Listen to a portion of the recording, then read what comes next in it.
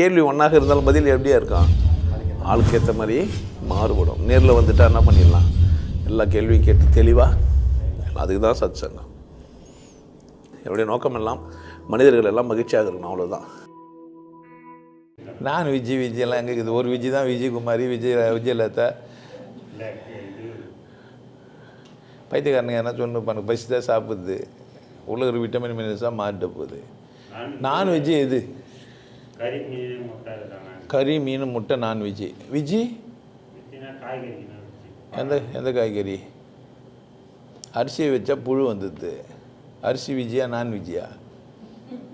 அன்புள்ளம் கொண்ட அம்மாவுக்கு மகள் எழுதும் கடிதம் பாட்டு கேட்டுறீங்களா? பள்ளிக்கூட சாப்பாட்டில் புழு இருக்குதே. இந்த கதையெல்லாம் அவன் பேசுவான், பிச்சை எடுக்கிறவன் பேச முடியுமா? பணத்திமரு. வாழ்க்கையில் வசந்தம் வந்தவொடனே நீங்கள் ஆணவத்தில் ஆடுறீங்க. திமிர் உள்ளவனுடைய பேச்சு அப்படித்தான் இருக்கும். ஆணவத்துக்கு அடிப்பணியாதே தம்பி பயலே, எதுக்கும் ஆமாஞ்சாமி போட்டு விடாதே தம்பி பயலே. நான் குடியில் ஆரம்பிச்சிலேருந்து இந்த கேள்வியை பல முறை பல விதமாக சந்திச்சிருக்கிறேன். இந்த விஜி நான் விஜி, சைவம் அசைவம், காய்கறி உணவு, மரக்கறி உணவுன்றது தான் பெருசு பெருசாக இருக்கும். பறவையில் கூடு கட்டுற பறவைங்கள்லாம் அசைவ உணவு சாப்பிட்றது தான். மனுஷனில் ரொம்ப அறிவாளியாகிறவெல்லாம் அசைவம் சாப்பிட்றவன் தான். நீங்கள் சொல்கிறத அசைவம் இல்லாத ஒரு பொருள் இல்லவே இல்லை, புரியுதுங்களா? உயிர் இல்லைனா நெல் முளைக்காது. அரிசியில் உயிர் இல்லை, நெல்லில் தான் உயிர் இருக்குது. ஏன் அரிசி முளைக்கல? அரிசி உயிர் இல்லைனா கூட உயிரை உருவாக்குது, புரோட்டீன் இருக்கிறதுனால, புரியுதுங்களா? பல லட்சம் உயிர்களின் தொகுப்பு உங்களுக்குள்ள. ஒவ்வொரு சும்மா மூக்கு சொஞ்சிங்கன்னா அது வழியாக நிறைய வருது. ஏதோ பைத்தியக்காரனுக்கு பிடிக்காமல் போயிட்டு இருக்குது, சாப்பிடாமல் போயிட்டு இருக்கிறான்னா அது அவன் பிரச்சனை. அது மாதிரி நீயும் அந்த லிஸ்ட்டில் போய் லூஸ் ஆகிடலான்னா ஆகிக்கலாம். என்னை பொறுத்த வரைக்கும் சாப்பாட்டில் செய்யலாம் கிடையாது. சாப்பிட்டா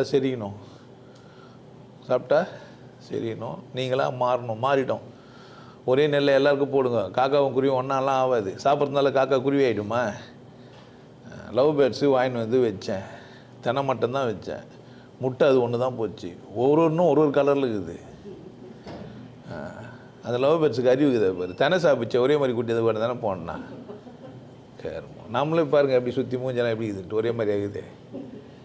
என்ன சாப்பிட்டாலும் என்ன தான் ஆகும் சொல்லுங்க, என்ன ஆகும்? டைஜஷன் ஆகி என்னவா ஆகுனியோ அதான் ஆக முடியும். அது மேலே ஆக முடியும்? எவ்வளோ எகிரி வச்சா உயரமாகிடுவோம், 10 அடி ஆகிடுவியா? பிடிச்சின்னு தொங்குனேண்ணே சும்மா ஒரு 1/2 இன்ச்சு 4 இன்ச்சு சும்மா கொஞ்சம் மன கூட்டி ஆக முடியும். பெருசாக உயரமாக நீட்டானவங்க இறந்துக்கிறாங்களா கொம்பு மாதிரியே? மூங்கில் அரிசி சாப்பிட்டா மூங்கில் மாதிரி ஆகிடுவியா? பைத்தியம் சொல்கிற மாடு சாப்பிட்டா மாடு மாதிரி ஆகிடுவான்ட்டு. நானும் மாட்டுக்கறியாக சாப்பிட்டு பார்க்குறேன், 2 கால் மேலே உழைக்கவே மாட்டேன். சோல்ட்டு தனியாக தொலை தனியாக தாங்க. ஏமாத்துக்காரனுங்க ஏதோ சொல்லி வச்சுருப்பானுங்க. புக்கை பற்றி கேட்டு போயிட்டியா? கோயிலுக்கு போகிறதுக்கு முன்னாடியும் சாப்பிடுவேன், வந்ததுக்கப்புறமா சாப்பிடுவேன். அப்படியே சாப்பிட்டு இருக்கும்போது ஒரு மகான் வந்துட்டுருப்பாரு, மீன் பிடிக்க போவோம். அந்த மீன் பிடிக்கும் போது ஒரு தேவையில்லாத மீனாக பேர்த்து கீழே போடுறோம். அப்போ சின்ன சின்ன பசங்க வரும்போது பார்த்துட்டு, அண்ணா இது ஏன்னா கீழே போடுங்க, அப்படின்னு தண்ணியில் போட்டணும், போட்டோம் என்ன அப்படின்னு சொல்லுவாங்க. அதெல்லாம் பார்த்து சரி நம்ம மீன் பிடிக்கவும் கூடாது, நானும் விஷயம் சாப்பிடுவேன்னு நான் விட்டாங்க. கடவுள் தான் வந்துக்கிறாரு. குழந்தைங்க ரூபத்தில் கடவுள் வந்து உங்களுக்கு ஞானக்கதவை திறந்து வச்சுட்டு என்ன சிரிக்கிறீங்க? உங்களுக்கு கஷ்டம் தெரியல. நானாக பண்ணியிருந்தேன். இந்த சிங்கப்பூர்லேருந்து வந்து தாவோயிசம் மாதிரியே ஒன்று வந்தது. அவனுக்கு புதுசாக ஒரு பேர் வச்சு சொல்லியிருந்தானுங்க, சைவம் தான் சாப்பிட்ணும் அப்படின்லான்ட்டு. எம்ஐடி வச்சுட்டு போய் கிளாஸ்லேருந்து வெளியே வந்த மாதிரி பஞ்சர் ஆகிட்டு இருந்தது. அப்பா கடவுள் நமக்கு கண்ணு தந்துட்டார். கறிமீன் சாப்பிட்றதுனால தான் வண்டி பஞ்சர் ஆகிடுச்சு. இனிமேல் பண்ணால் போக முடியாது, கறிமீன் சாப்பிடக்கூடாது, பஞ்சர் போட்டுன்னு வண்டி ஓட்டுன்னு வந்துட்டேன். 2வது நாள் போனால் பிரியாணி போட்டுன்னுக்குறாங்க. கடவுள் தான் பிரியாணி வைக்கிறாரு, திரும்ப பிரியாணி. அது பஞ்சர் ஆகும்போது தான் பக்குன்னுச்சு.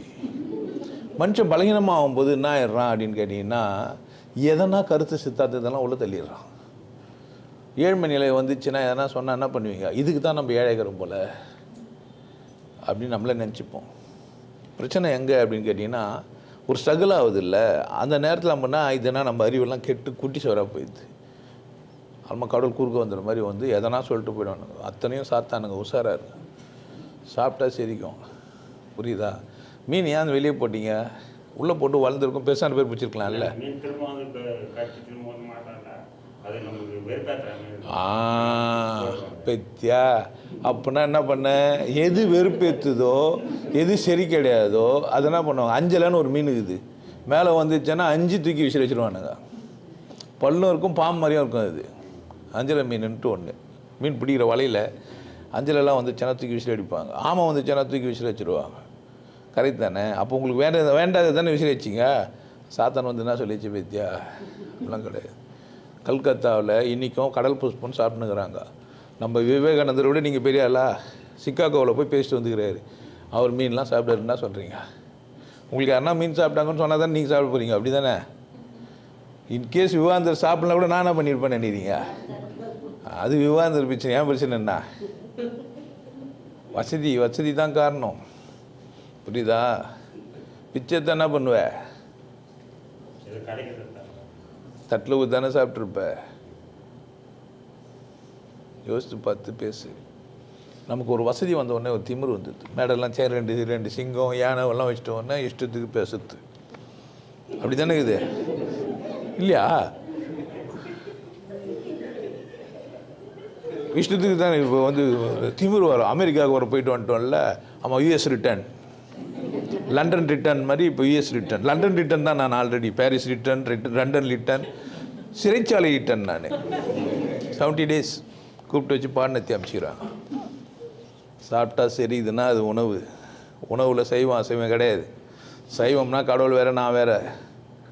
புரியுதா? இல்லை அப்படின்னா அது சைவம், நான் வேறு, கடவுள் வேறுனா அது அசைவம். சைவம் அசைவன்றது புரிதல் இல்லை, சாப்பிட்றதுல இல்லை. புரிஞ்சிச்சா? ஒரு மாவு இருக்குது, ரொட்டியாக மாறணும், புளிக்கணும், அதில் ஈஸ்ட் இருக்கணும். சோட்டா மாவுன்னு ஒன்று போடுவாங்கள்ல இட்லியில், அதெல்லாம் என்னங்க அதெல்லாம்? அப்புறம் பூச்சி போட்டு வர்றதுக்கு அப்போ தான் வேணும் ஆகும். சில பேர் கை விட்டு ஆட்டினாங்கன்னா ஒன்றுமே ஆகாது, காலைல மாவு அப்படியே இருக்கும் போடின்ட்டு. நீ என்ன கை விட்டு என்ன ஆட்டுறது, நான் மாறவே மாட்டேன்ட்டு. அந்த இட்லி புளிக்காது, நல்லா இருக்காது, தோசை வரவே வராது, முறைச்சி நிற்கும். சில பேர் கையில் கரண்டியில் சும்மா பண்ணியிருப்பாங்க, அதுக்கே அது கோச்சின்னு நுரைச்சின்னு வந்துடும். புரியுதானா சொல்கிறேன்ட்டு? எங்கேயும் மாட்டினுக்கிறீங்க நீங்கள். இந்த சைவ சித்தாந்தம் எதனா படிச்சிட்டிங்களா புக்கு? அது நமக்கே தோணுன்றனே, எல்லா பிரச்சனையும் நமக்கே தோணும். ஒன்றுமே இல்லை. இப்போது நம்ம வந்து புருஷன் பொண்டாட்டி வாழ்ந்துனே இருப்போம். பொண்டாட்டி வந்து நைட்டு 10:30 மணிக்கு இல்லை 11:30 மணிக்கு வந்து சொல்லுவா, நீ இட்டுன்னு வந்துக்கிற சாமியார் சரி கிடையாதுன்னு. நம்ம காலையில் நமக்கு எல்லாம் தெளிவாகிடுவோம். அப்படி ஞானம் பிறந்துட்டுருக்கோம். போயிடுறா ஏந்துன்னுவான். புரியுதா? நைட்டு 11:30 வரைக்கும் எப்படி இருந்தான் அவன்? ஞானம் பிறந்த கதை எப்படின்னு நினைக்கிறீங்க? அவள் கல்லாவே இருந்தா. ராமர் போய் காலை வச்சோடனே அகலிகை பூத்துட்டா. இந்த மாதிரி திடீர்னு ஒரு சம்பவம் நடக்கும், நமக்கு அறிவு வந்துடும், அப்படி பெரிய ஆள் ஆகிடுவோம். ஆல்மா கோமனை கண்ணு ஓடுற வேண்டியது தான். பின்னாடி 10 பேர் வந்துட்டான்னு வச்சுக்க, நீ தான் அந்த உலகத்தை பெரிய ஆள். 10 பேர் வந்தா, இவ்வளோ பேர் வந்து கூட என்னை மதிய மாட்டேன்றானுங்க. நானும் எவ்வளோ போராடி காட்டுறேன், நான் சாமியாடுறா அப்படின்னு. கறி சாப்பிட்றல்ல கிடையாது. கறி சாப்பிட்டு சாமியாடுறாங்க. எல்லாத்தையும் சுரிக்கின்னு வயிறு வறுவில் பேசாகுது அந்த ஆளுக்கு. என்ன பேச்சு பேசுகிறான்? ஒரு சாமியார் மாதிரி பேசுகிறான். சாந்தமாக பேசணுமா இல்லையா? நீங்கள் எவ்வளோ அழகாக சாமி கீமின்றீங்க, நான் எப்படி பேசுகிறேன்? அப்படிலாம் பேசக்கூடாது. சாமியார் அவரு சாமியார்னா அழகு. மகனே, உனக்கு நல்லறிவு பிறந்து விட்டது, மீன்கள் உன் கண்களை திறந்து விட்டன, இனி என்ன செய்யாத, பாவம் செய்யாதிரு மனமே, கோபம் கொண்டே யமன் கொண்டோடி போவான், பாவம் செய்யாதிரு. படிக்க படிக்க படிக்க படிக்க என்ன ஆகிடுவோம் அப்படின்னு கேட்டிங்கன்னா, பக்கத்து வீட்டில் இருக்கிறது கூட பார்க்க மாட்டோம். சிவமயமே எங்கும், சிவமயமேனே எல்லாத்தையும் கூட சந்தோஷமாக இருக்கணும் தானே? அப்படி கிடையாது. சிவமயமே எங்கும், கண்ணை முடியணும், பவபயம் இல்லை எங்கும் சிவமயமே. அது சினிமாவில் எவனா காமிச்சிருவான். ஆமாம், மீசெல்லாம் அடிச்சுட்டு மொட்டைலாம் வச்சுட்டு பல பலன்னு இருப்பார். சாமியார்னா எப்படி இருப்பார்? A2Bயில் போய் சோறு சாப்பிட்றேன், அங்கே ஒரு பொம்மை வச்சுக்கிறான். அவர் கேட்குறேன், இது எந்த பொம்மைன்னா தெரியாதுங்கன்ட்டாங்க. அது ஒரு போராடி கண்டுபிடிச்சேன். அவர் யாரோ ஒருத்தரான், ஆமாம் பதவி அப்படின்னு ஒன்று கண்டுபிடிச்சி வச்சுக்கிறாரு அவர் பொம்மையாக அது நினச்சி அவர் வரல, ஆனால் அவர் பொம்மை அங்கே போயிடுது. ஆனால் நானே போய்கிறேன். எனக்கு மரியாதை இல்லையா? ஒருத்தர் ஃபிசிக்கல் பாடியோடு போய் வரான், பொம்மை எடுத்து போய் வச்சுன்னுக்கிறானுங்க. நம்ம என்ன செய்ய முடியாது? ஒரு காலம் நம்ம செத்துட்டு பேர் பொம்மை வச்சு பணக்கு பொழுதுன்னு நம்ம அல்ப ஆசை. எதுக்கு? கொஞ்சம் அப்படியே அமைதியாக வந்து பொம்மை வைக்கணும், நம்ம பொம்மை வச்சு கொண்டாடணும். வாழும்போது வாழணுமா பொம்மை வைக்கணுமாயா? அந்த பொம்மைக்கு, அந்த புகழுக்கு, அந்த ஃபோட்டோவுக்கு ஏங்கின புறம்போக்குங்களை தான் நீங்கள் என்ன நினச்சிக்கிறீங்க? தன்னை பெரிய ஆளுன்னு சொல்லணுன்றதுக்காக இத்தனை பேரை அசிங்கப்படுத்திட்டு போயிடறானுங்க. சாப்பிட்டா சரிதே, பிச்சைக்காரங்கிட்ட போய் சொல்ல, அடுத்த வேளை சோறு இல்லாதவங்கிட்ட போய் சொல்ல, கேட்பானாயா? கேட்டால் அவனுக்கு சோறு கிடைக்குமா? ஏன் கல்யாணம் விட்டு வாசலில் நின்றுங்கிறான் ஒருத்தன், நீங்கள் எச்ச போட போகிறீங்களா? அது எடுத்து சாப்பிட்லாமான்ட்டு. ஹோட்டல்லேருந்து 5 ஸ்டார் ஹோட்டல்லேருந்து எடுத்து ஒரு குப்பையை எடுத்து வந்து போட போகிறவங்கள காத்துங்கிறான் ஒரு மனுஷன். அவங்ககிட்ட போய் பேசுவியா நீ? இதெல்லாம் ஆன்மீகவாதிங்களா நீங்கள்? மயிறு கண்டபடி பேசிட்டுக்கிறானுங்க. இதெல்லாம் கேட்டுன்னா நினைக்கிறீங்க? உங்கள் மண்டையெல்லாம் கழுவப்பட்டுக்குது. நல்லா சாப்பிட்டியா, நல்லா சந்தோஷமாக இருந்தியா, போவியா சிவான்ட்டு? என்ன பிடிக்கலன்னா ஒன்று வரைக்கும் சுருக்கின்னு போயினே இருக்க வேண்டியது தானே. மீனை பார்த்தா பயம், நண்டை பார்த்தா பயம், இல்லை எதை பார்த்தாலும் பயம். மாடை பார்த்தா பயம், சூத்த கும்புறது. ஆடை பார்த்தா பயம். எதுக்கே அப்படி பயப்படுறீங்க? சாப்பிட்டா சரிக்குதா இல்லையா? நீ ஆஞ்ச, அவன் எவ்வளோ கஷ்டப்பட்டு ஆஞ்சான். அதை ஒரு ஒட்டகத்தை வெட்டுறதுக்குன்னா கஷ்டப்படுறான். ஒரு காலம் மடிச்சு நூலை கட்டி கத்தியை குத்தி கொண்டோன்னு பதறுது மனம். இல்லை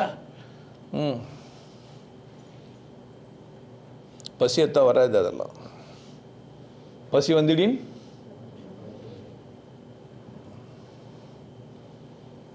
பசி இல்லாத ஒரு குடும்பத்தில் பிறந்துட்டுக்கிறீங்க. புரியுதா என்ன சொல்கிறேன்ட்டு? பிச்சைக்காரனை நினை, விலங்குகளெல்லாம் நினை. புலி இல்லைன்னா புல் இருக்குமாயா? புலி இல்லைன்னா புல் இருக்குமா? எல்லாம் ஆடு என்ன பண்ணியிருக்கான்? எல்லாத்தையும் மேய்ஞ்சி விட்டு பூமியே காடாயிட்டுருக்கான். 4 புள்ளியை விட்ட பேர் ஆடு கொஞ்சம் குறைஞ்சிது. இல்லைன்னா இருக்க நிலமை. புரியுதா?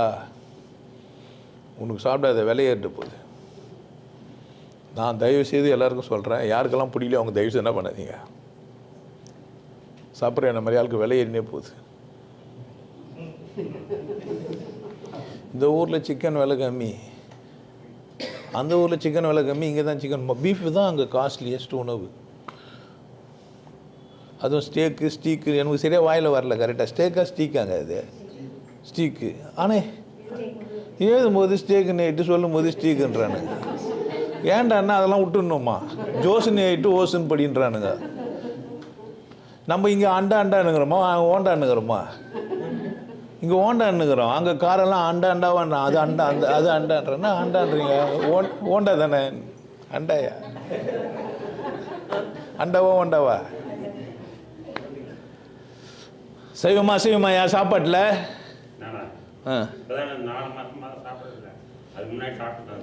4 மாதம் போயிடுச்சு வீணா. 4 மாதம் ஆடி மாதம் கூழ் ஊற்றுறாங்க அம்மனுக்கு. கருவாடு என்ன மாதிரி இருக்கும்? கீரை, முருங்கைக்காய் கீரை சாப்பிடாது. நல்லவன் சாப்பிட மாட்டான். பொதுவாக ஒரு நல்லவர் அடுத்த உயிரை சாவடிச்சு சாப்பிட்லாமா? எதுவும் பண்ணக்கூடாது. கல்யாணம் பண்ணிக்கணும், தொடக்கூட கூடாது. பாராத்தியில் விட்டு ஓடிடுங்க. அவனா போலீஸ்காரனை வச்சுன்னு போட்டோம். தெரியாமல் சொல்லிட்டேன் போலீஸ்காரனை வச்சுனான்ட்டு. யாரோ ஒரு ஆம்பளை வச்சுன்னு இருப்பான். சாணி இன்னும் திருந்த மாட்டேன்றான். வரும்போதே போட்டு வச்சிடணும். இங்கே அசோசியேஷன் பஸ் செய்வோம் பற்றி கேள்வி கேட்கக்கூடாது. இன்னைக்கு பிரியாணி இது மரியாதையாக சாப்பிட்டு போ.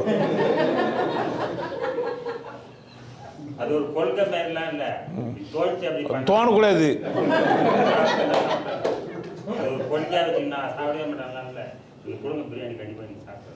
நான் கொடுக்க மாட்டேன். வெளியே ஆள் வரும், அதுக்கு நான் உனக்கு வந்து போட்டேன். நம்மளுக்கு யாருனா கீழே போடுவாங்க, இப்போ சாப்பிட்டு ஆமாம் நீங்கள் கொடுங்க நாலுமா ஊட்டி விடுனுவேன். உங்களுக்கு எல்லாருக்கும் ஒரு விஷயம் சொல்கிறேன். ஆனந்த வாழ்வு அப்படின்ற ஒரு கோர்ஸ் யூடியூப்ல போட்டு வச்சுக்கிறேன். Happy life course. நீங்கள் மெம்பர் ஆனீங்கன்னா ஆனந்த வாழ்வு கோர்ஸை நேரடியாக நீங்கள் யூடியூப்ல பார்க்கலாம். ஃபேமிலியாக டிவியில் போட்டு என்ன பண்ணலாம், எல்லாரும் ஃபேமிலியாக போட்டு பார்க்கலாம். ஒருத்தர் தான் சப்ஸ்கிரைப் பண்ணீங்க, 5 பேர் 6 பேர் என்ன பண்ணலாம், நீங்கள் அதை பார்க்கலாம். வாய்ப்பு பயன்படுத்திக்கப்பா. இறைவை உணர்வோம், இன்பத்தில் கிடைப்போம். குருசில யோகிய நாடு உன்னை நீ கொண்டாடு. கொண்டாட்டம் உனது பிறப்புரிமை. மதம் மறப்போம், மனிதம் வளர்ப்போம். நல்லா இருங்க, சிறப்பாக இருங்க, கொண்டாட்டமாக இருங்க. உங்களை நீங்கள் மதிப்பு மிகுந்தவராக மாற்றுறது உங்கள் கையில் தான் இருக்குது. நல்லா இருங்க. நான் ஒரு வாய்ப்பு என்னை பயன்படுத்திக்கலாம். நல்லது.